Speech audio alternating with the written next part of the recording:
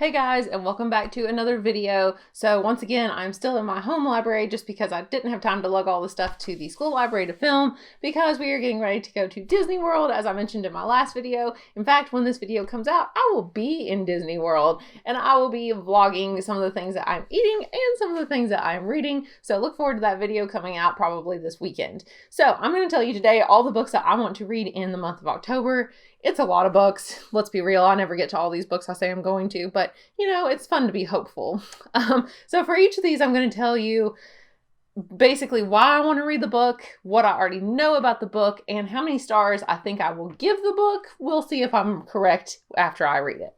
So the first book is the book I'm the most excited about, and that is Battleground by Jim Butcher. So for those of you who've watched any of my other videos, you know that I love the Dresden Files very, very much. This book just came out for me the day I'm filming this. Let's see, 2 days ago, I just got this book. So I'm only on page like 19 because I've had no time to read in the last 2 days, trying to get ready for this Disney trip and do school stuff and all that. So anyway, this is book 17 of the Dresden Files, so I'm not going to tell you anything about it, but the reason why I want to read it is this is one of my favorite series of all time, obviously. So what I already know about this book is that it's basically half of a book. It's the second half of book 16. Basically, Jim Butcher wrote a really long book, and his publisher said you have to divide it into 2 different books. So he made Peace Talks, the first kind of half of the story, and then now Battleground is really the second half of the same story. So there's really high stakes, and I heard that he said that this book is going to be akin to Changes, which if you know anything about the Dresden Files, that is book 12, and oh my gosh, boy, does everything change in it. Like everything. Nothing's the same afterwards. It's crazy. So I don't know how it's going to change even more, but I'm really intrigued. I have a feeling I kind of know what's going to happen.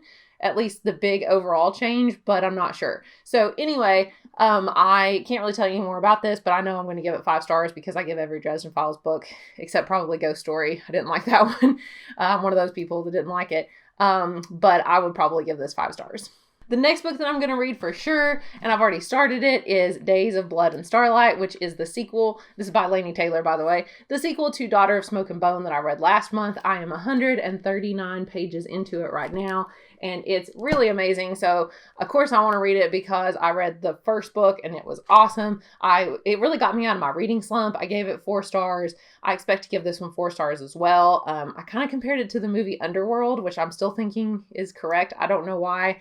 It just reminds me of that, honestly. So learning stuff from like the past and it's coming back to the present, and I don't know. Anyway, so this book, it's listed in our library as horror, but it's really a fantasy novel, and it even has some romance in it too. At least the first book did. So I'm intrigued to see if this one is a little bit different or what from the first one. I've told you about this series so many times in the last few videos. I'm not going to repeat it again. Go watch my last video and you can see the summary of Daughter of Smoke and Bone. As far as how many stars I'm going to give it, I gave the first one 4 stars, so I'm going to say 4 stars for this book as well. Just very quickly, I want to mention that I will also be reading book 3. This one is definitely huge compared to the other ones. I mean, they're all pretty long, but this one is over 600 pages.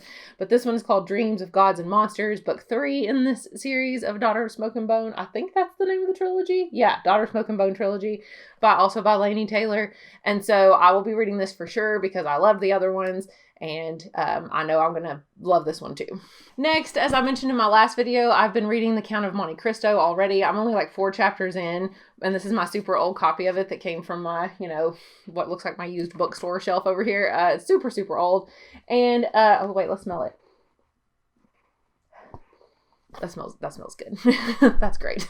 Makes me want to go to an old bookstore and drink some coffee when I don't even drink coffee, so I hate it. But anyway, it makes me want to do that. So this book, most people probably know what Count of Monte Cristo is about.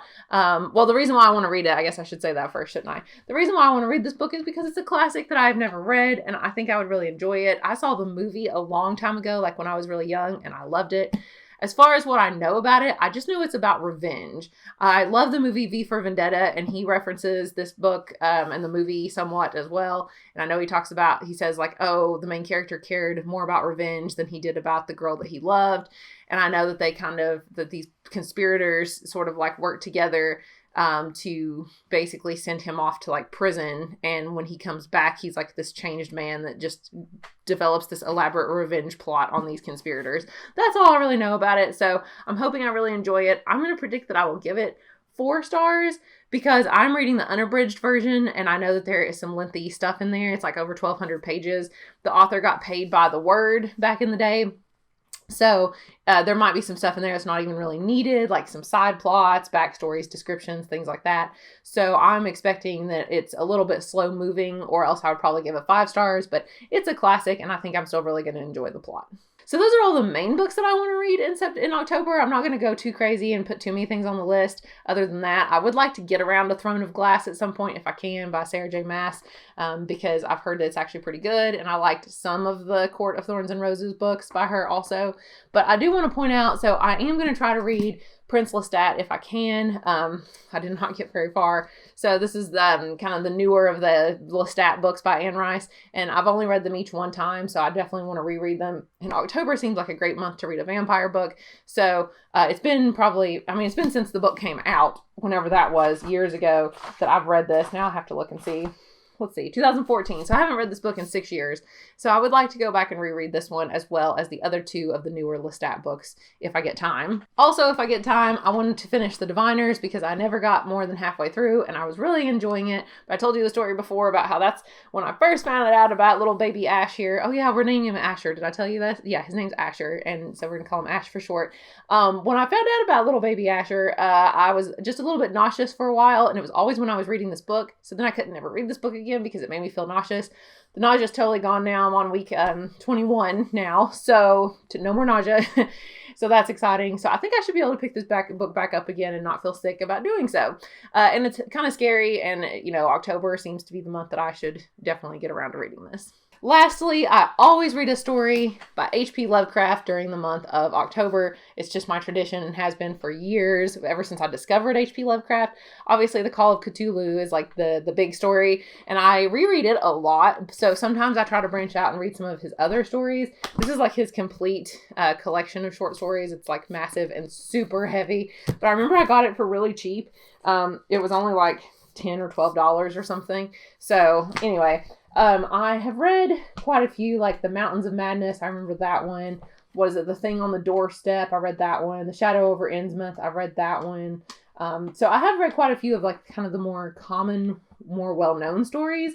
So I might try to read something that's like totally different. Ooh, I just saw one about pyramids.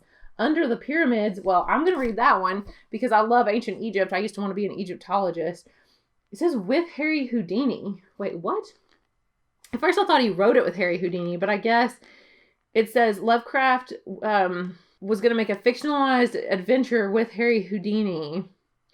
Lovecraft, after discussing the matter with Houdini and doing some investigation of the setting himself, concluded that Houdini's story was entirely fictitious.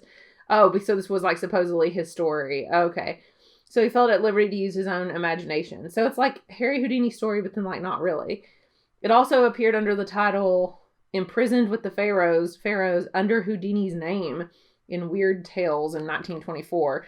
So that's really cool. So this is sort of like Houdini's story, but then he sort of more fictionalized it or something. So, okay, well, I'm going to read that one. So there we go. I just picked it out randomly in this video. And I think I'm going to enjoy it because I love all H.P. Lovecraft. So anyway, hopefully that TBR is not too ambitious for me. I know it's a lot.